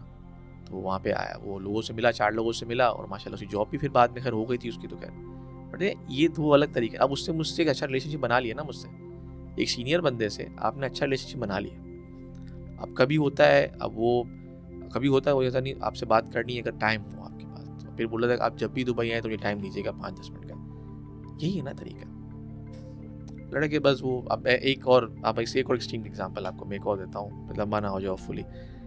ग्रुप बने हुए हैं, ग्रुप में हमें बैठे हुए, वैसे ही मैं तो बहुत से ग्रुप में हूँ। किसी बंदे ने ग्रुप से नंबर उठाया मेरा मोबाइल नंबर और मुझे कॉल मार दी, और कॉल भी मुझे कब की उसने, फ्राइडे को 3 बजे, वीकडे है हमारा, फ्राइडे वहाँ वीकडे होता है, दोपहर को 3 बजे मुझे कॉल कर रहा है, आपके मैंने इस ग्रुप से नंबर उठाया है, आपसे बात करनी है। मैंने कहा भाई आपने मुझे डायरेक्ट कॉल कर दिया, मैं आपको जानता नहीं हूँ, अब मुझे वीकेंड पे फैमिली टाइम पे फ़ोन कर रहे हो यार, क्या एक्सपेक्ट कर रहे हो मुझसे आप। लेकिन मेरी आज भी आदत है ये, मेरे सीनियर बड़े से बड़े, मतलब जितने सीनियर मेरे रहे हैं, मेरे जो EY का जो मेरे मैनेजर थे, मेरे EY के मेरे डायरेक्टर जो थे, मेरे पार्टनर है माशाल्लाह, वो EY दुबई में होते हैं, उनको मैं कॉल कर सकता हूँ डायरेक्ट। मैं कभी नहीं करता हूँ, मैं उसको पहले मैसेज करता हूँ, कैन वी टॉक। चलो ये तो सीनियर हो गया ना, मेरे जूनियर्स भी जो होते हैं ना, मेरे जो लड़के मेरे साथ काम करते हैं, उनको पहले मैं मैसेज करता हूँ, यार आप बात कर सकते हैं, फिर मैं कॉल लगाता हूँ। ये बहुत ज़रूरी चीज़ है, ये लड़के मिस कर जाते हैं। तो प्लस ये सबसे समराइज़ कि क्वालिफिकेशन के साथ आपको ये बेसिक सॉफ्टवेयर आने चाहिए, जिसमें आप जिस फील्ड में आप हो, आपने कीप ऑन लर्निंग, नेटवर्किंग, और किस तरह से आपने अप्रोच करना है लोगों से, ये बहुत इंपॉर्टेंट है आपके। सही। अच्छा, आपने जैसे अभी हमने स्टार्ट के अंदर डिस्कस किया था कि जो नाकामी होती है वो भी ज़रूरी होती है कामयाबी के लिए, राइट? बट जो यंग प्रोफेशनल होता है, जब कोई सेटबैक मिलता है या रिजेक्शन होती है, तो वो हिम्मत हार जाता है, सही है, तो उसको आप कैसे देखते हैं? अच्छा, अब देखो इसमें वही बात है ना यार, देखो जिसका लॉस होता है ना, उसको सफ़र तो होता है डेफिनेटली ना, ये नहीं कहते कि यार नहीं चले यार कुछ नहीं है, मतलब जो फेस करता है उसी को पता है कि कैसे फेस किया बेचारे ना। तो वो तो तकलीफ, मैं आपकी तकलीफ नहीं समझ सकता, आप मेरी तकलीफ नहीं समझ सकते, ठीक है ना। अब जहाँ तक कि सेटबैक की बात, अब मैं एग्जांपल अपनी फिर से मैं कोट ही कर देता हूँ। मैं ACC जब मैं कर रहा था, ACC के होता है वो कैट होता है, CAT 9 पेपर, फिर ACC मेंटर होते हो, वहाँ पे 14 होते हैं, नहीं फिर 11 रह जाते हैं आपके। बिकॉज मैं इंटर से आया था, तो I can not go direct to ACC, तो मुझे कैट से चलना है। अगर मैं A लेवल्स करता तो डायरेक्ट मैं ACC में चला जाता। खैर, तो मैंने पेपर शुरू किए, 9 पेपर होते हैं कैट के अंदर, 2 किए, पहले 2 किए, 2, 3 और 4 ये लेवल्स हैं। 2 पेपर पहले लेवल में, दूसरे लेवल में 3 पेपर, तीसरे लेवल में 4 पेपर। पहले लेवल पे 2 निकाले, ठक निकाले, 3 निकाले, 4 निकाल दिए, और भाई हम तो होकर जीते, कॉन्फिडेंट लेवल नेक्स्ट लेवल पे पहुँच गया, हम तो सारे पेपर धड़ाधड़ निकाल रहे हैं। अच्छा भाई, ACC में आए, वहाँ फिर फर्स्ट लेवल पे 3 पेपर उठाए, एक में फेल हो गया मैं बिल्कुल एग्जाम में, यार मैं फेल कैसे हो गया। मैं होता है बंदा एक, और थोड़ा बैकग्राउंड भी फैमिली का ऐसा है कि वो लाइक, हमें ना वो पढ़ के फ़ौरन निकलना था, बिकॉज मेरे फादर अकेले कमा रहे थे, कर रहे थे, सब मैनेज कर रहे थे, और we have to earn the qualification, start the job, और हमें फादर को सपोर्ट करना था। उस दिन में बड़ा मैं रोना शुरू कर दिया मैंने उस दिन। मेरा भाई मुझे कह रहा है यार कुछ नहीं होता, मैं कह रहा हूँ अब्बू को मैं क्या बोलूँगा, अब्बू ने मुझे भेजा है कि ना यार तू पास हो गया और मैं फेल हो रहा हूँ यहाँ पे, यार अब्बू के पैसे ज़ाया कर दिए मैंने। बड़ा रोया मैं उसको। पहला फ़ोन अब्बू को जब आया तब अब्बू ने बोला यार ये क्या कर दिया तुमने, ये मुझे और ना आ गया, रश कर दिया, मैंने कहा ये नहीं कर दिया मैंने यार, अब्बू के पैसे ज़ाया कर दिए मैंने यार, मैं कैसे कर सकता हूँ ये। फिर घंटे बाद अब्बू का फ़ोन आया, इसलिए भाई ने फ़ोन कर दिया अब्बू को, कह यार वो मैं उस टाइम नींद से उठा था यार, क्या हो गया, तुम फील, कोई मसला नहीं है, फिर से कर लो, ठीक है हो गया यार, हो गया, ठीक है यार, हिम्मत नहीं हारनी है, करना है हमने अभी, ये क्या हो गया, इसमें हो जाता है। तो जैसे वो, तो अब फिर मुझे समझ आया कि यार जब तक फेल नहीं होगा ना, जब तक समझ आएगी नहीं चीज़ों की। हम लोग ना वो होते हैं, कंप्लेसेंट हो जाते हैं कि भाई अब तो भाई मैं तो बहुत बड़ा तोप हूँ, कामयाबी की वैल्यू नहीं पता लगेगी। हाँ। फिर जब मैंने नेक्स्ट टाइम किया, मैंने तो वो पेपर, फिर वो जब री टाइम किया ना पेपर वो वाला, मैंने 3 घंटे के पेपर होते हैं, मैं 2 घंटे में बाहर आ गया था और सब लड़के हवाएं उड़ रही हैं, because again I was weak in that ना, तभी तो हुआ, वरना फेल क्यों होता मैं पहले, और नेक्स्ट टाइम क्यों इतना अच्छा करके निकल गया मैं, तो मेरी अपनी उसकी डेफिशिएंसीज थी। तो यंग जनरेशन की ज़्यादा बात आती है ना कि सेटबैक्स होते हैं, लेकिन ये होते हैं लाइफ में, that will teach you lot of other things. अगर आप खाली विन विन विन करोगे ना, तो यू विल नेवर नो कि एक तो विन कैसे हुआ और क्या आपकी डेफिशिएंसीज थी उसके अंदर। तो कभी कभी जब लूज करते हो ना, देन यू रियलाइज कि यार ये मैंने गलतियाँ मेरी क्या थी, वरना कभी भी सही गलती को सही नहीं करते हो आप। तो again chin up and go for it, करना है तो फिर करना है, फिर आपने पीछे नहीं हटना है उससे। अच्छा, एक और इशू जो भी यंग जनरेशन फेस करना पड़ रहा है उनको अनफॉर्चुनेटली, वो है अनस्टेबल जॉब मार्केट। और उसके अंदर एक और इशू जो उसकी सब प्रोडक्ट है वो है इनकन्सिस्टेंट अर्निंग्स। सही है, कंसिस्टेंट नहीं है अर्निंग्स, ऐसे जॉब लोग स्विच कर रहे हैं तो कभी ऊपर जा रहे हैं कभी नीचे आ रहे हैं। फ्रीलांसिंग का तो बाहर अली मेरे ख्याल से एक ऑलरेडी वेल एस्टेब्लिश एरिया है कि वहाँ कंसिस्टेंसी नहीं होती है, क्योंकि जैसे तो फ्रीलांसिंग है कि इकोनॉमी चलती है, ऐसा है कि अनकंसिस्टेंट इनकम होती है। तो उसको कैसे एड्रेस करेंगे? यार देखो, अब अगेन डिफरेंट डायनामिक्स हैं। अब ये तो पाकिस्तान की बात करें हम लोग, तो डेफिनेटली इशू तो है यहाँ पर पाकिस्तान में, लेकिन इकोनॉमी बहुत अनस्टेबल है, पॉलिटिकल इशूज़ भी बहुत ज़्यादा है यहाँ पे, तो बंदे बहुत परेशान होते हैं। और ग्लोबली डेफिनेटली बहुत जगहों पे इश्यूज़ हैं। किसने सोचा था कोरोना आ जाएगा? Nobody expected that. शायद इसीलिए ये साइड हसल शुरू हुई हैं आजकल, शायद यही रीज़न है कि बंदा, जैसे अब मेरे फादर हैं, उन्होंने 76 में जॉब शुरू की और 2010 में उसी जगह पे उसी कंपनी में जॉब ख़त्म कर दी। देखिए, लेकिन शायद वही था कि वो डिमांड सप्लाई फैक्टर है। अब पॉपुलेशन भी बढ़ रही है तो कंपटीशन भी बढ़ रहा है, चीज़ें भी बढ़ रही हैं। अब तो मतलब ये हाल हो गया कि वो जो बैचलर जो IT बैचलर निकलता है उससे तो शायद मैं और हम आप और मैं होते हैं, शायद ये हाल हो गया, बिकॉज इंफॉर्मेशन अवेलेबिलिटी ज़्यादा है। तो इसीलिए शायद साइड हसल इसीलिए निकली हुई है to manage your unstable income, या अगर जॉब लॉस होती है तो कुछ घर चल रहा है आपका, कुछ इनकम आ रही है, यही रीज़न है। अब उसमें लोग बोलते हैं कि यार फिर मतलब आप डबल जॉब करें, ट्रिपल जॉब करें, फिर हम इंजॉय कब करें। समझता हूँ अब इंजॉयमेंट में भी चीज़ें हैं, डबल चीज़ें, या तो आप रात में जाके ढाबे पे बैठ जाओ और दोस्तों से गप्पे लड़ा लो, या फिर आप जिम में एक्सरसाइज कर लो। अब ये तो आपकी चॉइस के ऊपर है कि आपने हेल्दी लाइफ जीनी है, कि आपने बस अब यही है सब कुछ आप गुजर जाए। हाँ, बस आगे मना नहीं है, बस ये नहीं कि दोस्तों में मत जाओ आप जाओ, लेकिन हर चीज़ का फैमिली, हेल्थ, फ्रेंडशिप, लाइफ, ये सब कुछ होना चाहिए। तो इस साइड हसल्स और ये सब चीज़ें बहुत इंपॉर्टेंट है। प्लस अपना भी, जैसे एक बड़े मशहूर डॉक्टर हैं इंडिया के हैं, उनकी मैं एक वीडियो मैंने देखी, तो बोलते हैं कि वो ज़िंदगी में तो 2.5 सुख ही तो हैं, सुख का बनेगा तो 2.5 सुख ही तो हैं। 2.5 मतलब क्या होता है? तो क्या कहते हैं वो, एक अच्छी नींद, दूसरी अच्छी हेल्थ, बाकी आधा सब कुछ, आपकी फैमिली, आपकी जॉब, आपकी जो भी सारी चीज़ें। तो कितनी इंपॉर्टेंस है आपकी स्लीप और आपकी हेल्थ, जिसको हमने बहुत बुरी तरह इग्नोर किया हुआ है अपने साथ। अब साइड हसल्स में अगर आपकी हेल्थी लाइफ होगी ना, तो आप आराम से अपनी जॉब का मैनेज कर सकते हो, कोई बड़ा मसला नहीं है। I know there are jobs those are very company जो बहुत डिमांडिंग है, जिसमें आप साइड में काम नहीं कर पाते, वो मैं समझता हूँ उन चीज़ों को, बट लेकिन अगेन वही बात है ना यार, कल वो जॉब चली जाएगी, you are replaceable for the company but not for your family. तो वो आपने माइंड में रखना है कि आपने पूरी ज़िंदगी अपनी एम्प्लॉयर को नहीं देनी है, कल वो आपको छोड़ देगा तो आपके घर है ना, फिर वो नहीं चलाएगा। तो you have to be very careful for that. सही। अच्छा, ये AI जैसे कि हमने बात करी, टेक्नोलॉजी जो है वो बहुत तेज़ी से एडवांस हो रही है। स्पेशली एआई की बात कर लें या ब्लॉकचेन की है, फिनटेक की इन जनरल बात कर लें, तो आपको क्या लगता है कि आने वाले टाइम के अंदर ये इंडस्ट्री को कैसे रीशेप करेगा? ये ऑलरेडी कर रहा है, और आई थिंक जो वो एक बनी, आई डोंट नो कितनी ये न्यूज़ सही है कि नहीं मुझे नहीं पता, लेकिन वो नहीं देखा, वो किसी बंदे को कहते हैं ना फादर ऑफ एआई जो है, जिसने एआई खुद बनाया था, सुना उसने खुद ही वो प्रोजेक्ट छोड़ दिया। मैंने भी सुना है। हाँ, तो वो ये कह रहा था कि यार वो इतनी जो प्रोग्रामिंग मैंने नहीं की ना, उसने वो भी कर डाली है। तो वो खुद अपने वो सेल्फ लर्निंग कर रहा है। This is very dangerous. अब कितना डेंजरस होता है वो कल हमें कंट्रोल करना शुरू कर दे, वो नहीं पता मुझे। लेकिन अगेन मैं अपने भी वो अभी लास्ट मैंने की नोट किया था, और मैं पहले भी मैंने ये बात कही थी, मैंने अपनी की नोट के अंदर मैंने ये बात कही थी कि जैसे एक सवाल आता है कि एआई, वो आपने बात की नहीं, रिप्लेस करेगा, क्या करेगा हमारे साथ। तो मैं ये कहता हूँ, मैं अभी एज ऑफ नाउ ये कहता हूँ मैं इसके ऊपर, AI might not replace my job, but the person with the AI knowledge will replace me for sure. तो देखो अभी तो किसी को नहीं पता कि अगले 10 साल में क्या क्या रिप्लेस हो जाए।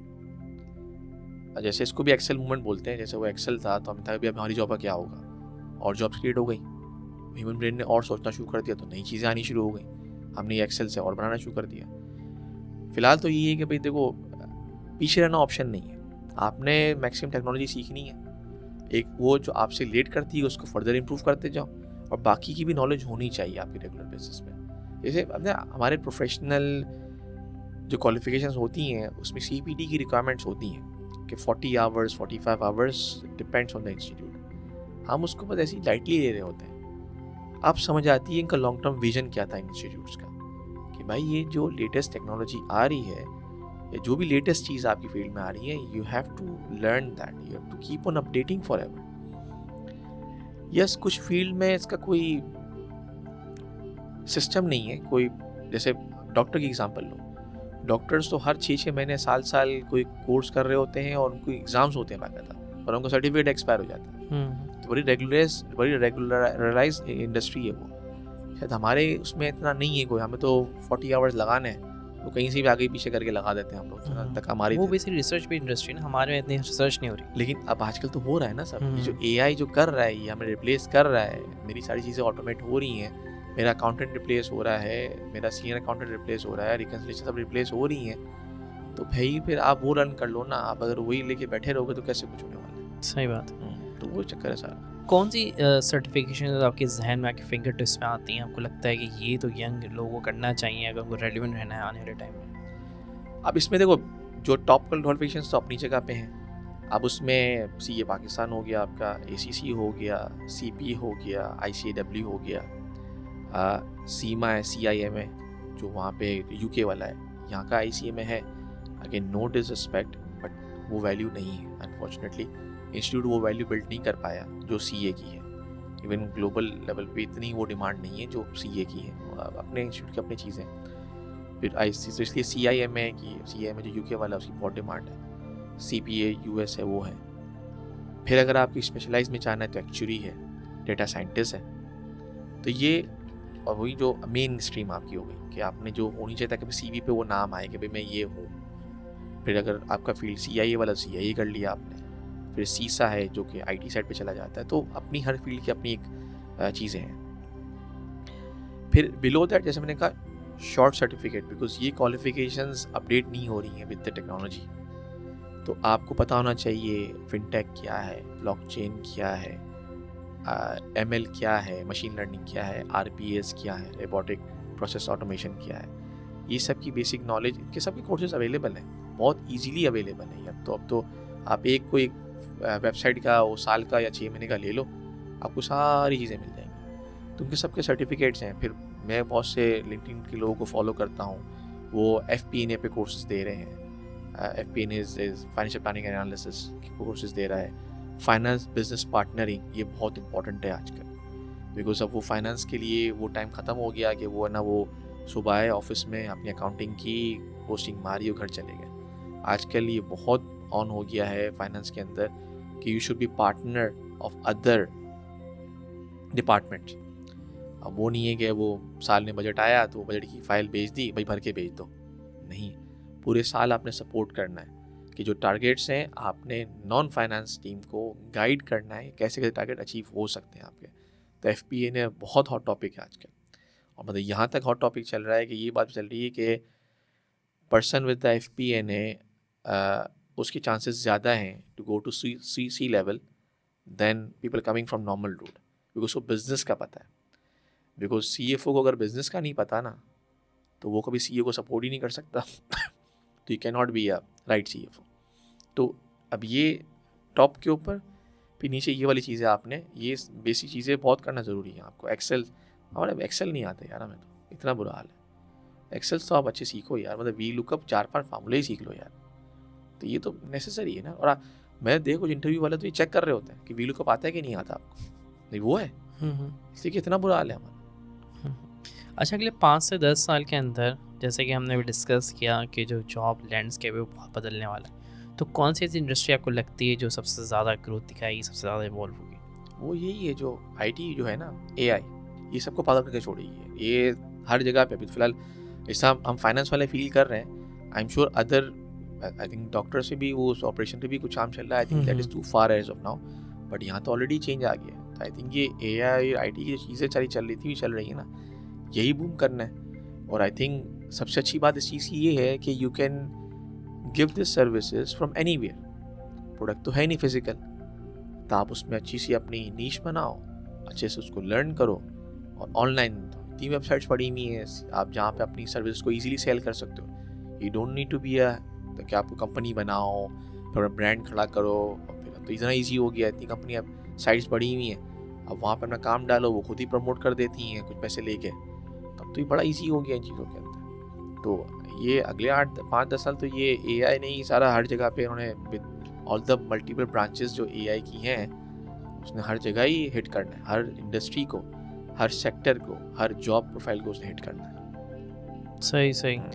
अच्छा, सऊदीया के अंदर अभी रिसेंट कुछ चेंज आया है। सऊदीया के अंदर एक कॉन्सेप्ट मौजूद था कि लोग वहाँ जाते थे, जॉब करते थे, और फिर जैसे थे जब भी उनका टेन्योर ख़त्म होता था जॉब का, उनको छोड़ के वापस अपने अपने मोबाइल पे वापस जाना पड़ता था। बट अब वो परमानेंट रेजिडेंसी दे रहे हैं, जो कि एक यूनिक चीज़ है। तो उसके बारे में कुछ रोशनी डालेंगे?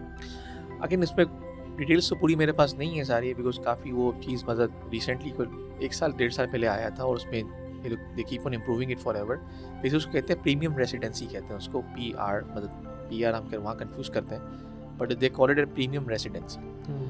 इनका जो स्टार्ट कोई 1-1.5 साल पहले कुछ उन्होंने स्टार्ट किया था कि वो they started with either investors, real estate investor, entrepreneurs को अट्रैक्ट करने के लिए अपने कंट्री के अंदर कि they will come and invest in the countries.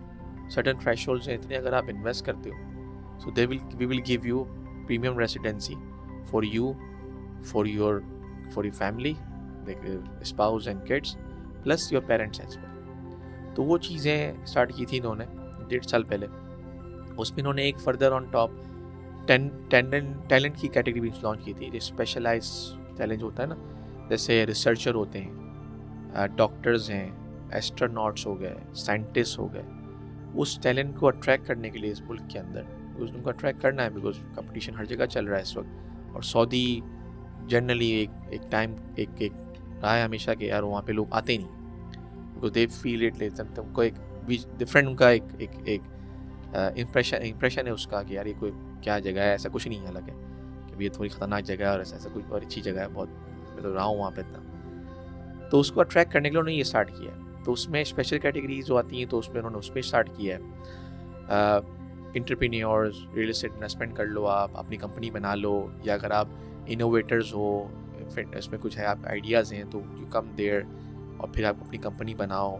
Then there are centres who support the investment, entrepreneur को सपोर्ट करते हैं ये लोग, जस्ट लाइक जैसे यहाँ पे शार्क टैंक ऐसी चीज़ें होती हैं। तो वो उसमें मल्टीपल कैटेगरीज उन्होंने बना के रखी हुई और उसमें दे रहे हैं। ऑन टॉप उन्होंने ये भी निकाला है कि जो एग्जीक्यूटिव लेवल लोग हैं उनकी अगर अगर एग्जीक्यूटिव लेवल पे अगर आप हो, C लेवल पे हो, और आपको सर्टन थ्रेशोल्ड अगर आपका है, उतनी सैलरी आपकी बनती है, so you can apply for that. तो उसमें होता है, मुझे भी थोड़ा बहुत पता चला, अब ये लास्ट में पता चला था कि फर्स्ट आप मेक श्योर करो कि आपकी कंपनी रजिस्टर्ड हो उनके साथ। जो प्रीमियम रेसिडेंसी की वेबसाइट है उसमें आपकी कंपनी रजिस्टर होना मस्ट है। फिर इसके बाद अगर आप एलिजिबल हो तो आप अप्लाई करो इन्होंने। और फिर स्पेशलाइज के अंदर ये भी निकाला है कि कुछ कंपनीज़ हैं जो स्पेशलाइज फील्ड में, जैसे ऑयल एंड गैस हो गया, बैंकिंग सेक्टर्स हो गया, CMA एंटिटीज़ हो गई, उनका उन्होंने अलग रखा हुआ है कि उनको उनकी क्राइटेरिया तो डिफरेंट है. So you have to go and check कि क्राइटेरियाज क्या हैं और उस हिसाब से अप्लाई करना है. अब उसमें अप्लाई करने के बाद अगर आपकी एप्लीकेशन एक्सेप्ट हो गई तो आपको 5 साल का मिलेगा प्रीमियम रेसिडेंसी. उससे फिर क्या होता है, अकामा का कार्ड रिप्लेस होके प्रीमियम रेसिडेंसी बन जाता है विद 1 टाइम फ़ी. वो 5 साल के लिए चलेगा. तो देन फिर आपकी जो लेबर फीस हो गई, एम्प्लॉयर फीस हो गई, एम्प्लॉई फीस हो गई, एग्जिट री एंट्री हो गई, आपके एक्सपेक्ट्स, वो सब चीज़ें ख़त्म हो जाती हैं. Then you can travel as good as जैसे GCC या सऊदी या GCC नेशनल्स ट्रैवल करते हैं, but again going outside Saudi Arabia. अगर आपको दुबई का वीज़ा फॉर एग्जांपल लेना है तो वो आपने लेना है. आप GCC नेशनल नहीं बन गए, बट सऊदी अरब में आप वो काम वाली चीज़ ख़त्म हो गई आपके पास. तो फिर वो करते हैं कि आपको 5 साल का देते हैं. 5 साल के बाद they will revisit your application. फिर से वो देखेंगे कोई क्रिमिनल रिकॉर्ड नहीं है, everything is clean and good. They will give you another 5 years. फिर 10 साल के बाद वो फॉर एवर हो जाती है. तो ये इसका इन्होंने, आई थिंक जो उसकी लॉजिक वही है कि जो दुबई जैसे गोल्डन वीज़ा दे रहे हैं ना, तो इन्होंने अपनी परमानेंट रेसिडेंसी निकाली है to attract talent and good talent. Because इनका विजन 2030 जो है, they need lot of expertise, lot of talent. तो वो अट्रैक्ट कर रहे हैं यहाँ पे कि this is one of the global destination. So come, our country is very much safe and is one of the best country in the world. तो आप आओ और फिर रहो और the life is very good. ठीक, तो इस तरह निकाला. अच्छा, बहुत शुक्रिया आपके यहाँ जाने का. मुझे आपसे बहुत कुछ सीखने को मिला. आई होप कि हमारी ऑडियंस को भी आपसे बहुत कुछ सीखने को मिला. और इंशाल्लाह मिलते हैं आपसे किसी एक और बहुत ज़्यादा कंस्ट्रक्टिव पॉडकास्ट में. Thank you Adil for inviting me. Thank you very much. Thank you.